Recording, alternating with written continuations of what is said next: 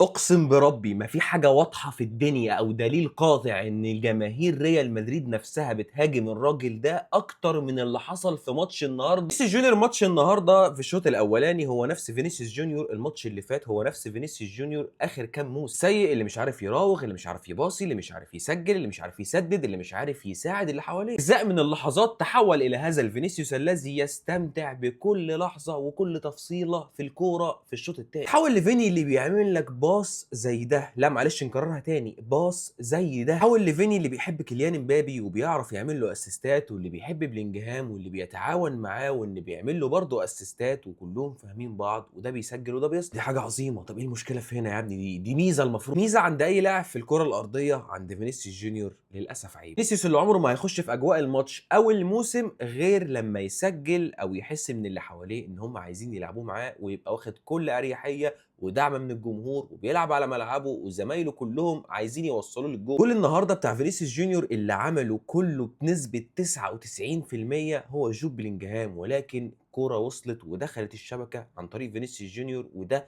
بسبب برضه اللي حواليه. عشان كده تشوف ابداع، عشان كده تشوف سلكان، عشان كده تشوف اسيستات رايحه جايه ما بينهم هم الثلاثه. زي ما قلت لك من اول الفيديو، الناس بتنتقد فينيسيوس جونيور عشان عارفين المستوى المزري اللي بيأديه. ده مش مستوى فينيسيوس جونيور. فينيسيوس جونيور هو المستوى اللي عمله في الشوط الثاني من الاسيستات والكلام الجميل ده فينيسيوس جونيور الحقيقي. بس لو راجل خد منه استمراريه.